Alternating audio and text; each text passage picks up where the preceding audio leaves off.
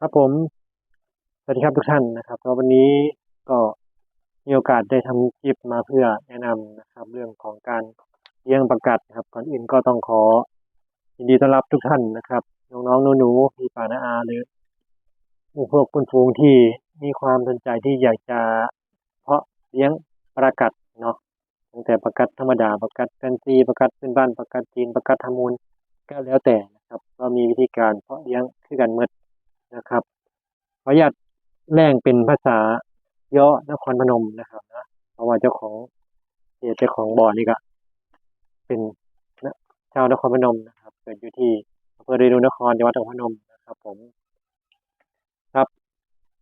ในหัวข้อตรงนี้ที่จะมาเว่าสู่ฟังเรื่องของการเลี้ยงประกัดนะฮะตั้งแต่ขั้นตอนการเลือกพ่อพันธุ์เนาะแม่พันธุ์เตรียมบ่อวิธีการฟักวิธีการเพาะ นะครับรวมไปถึงเรื่องของการ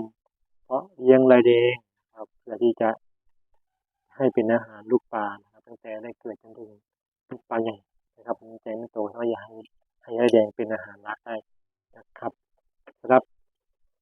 วันนี้นะครับก็ต้องขอขอบคุณทุกท่านนะครับที่สละเวลานี้เข้ามารับชมรับฟังนะครับในวันนี้นะก็ฝากกดติดตามไว้ด้วยนะครับผมเนาะกดติดตามไว้นะครับ Subscribe นะ เพราะว่าเดี๋ยวคลิปต่อๆไปเดี๋ยวผมจะให้คลิปมาให้ทุกคนได้ติดตามอยู่เรื่อยๆนะครับเป็นคลิปเกี่ยวกับเรื่องของเนี่ยการเพาะเลี้ยงประกัดนะครับการเลี้ยงพ่อพันธุ์การเตรียมบ่อเลี้ยงใช่ไหมครับเห็นปะแล้วก็เตรียมอ่างเพาะเราจะเพาะแบบไหนดีนะครับในถังในโฟมในกะละมังนั่นก็แล้วแต่วิธีการนะครับไว้เรามาคุยกันในคลิปหน้าเนาะสำหรับคลิปนี้ก็ต้องขอขอบคุณแล้วก็สวัสดีทุกท่านนะครับผมสวัสดีครับ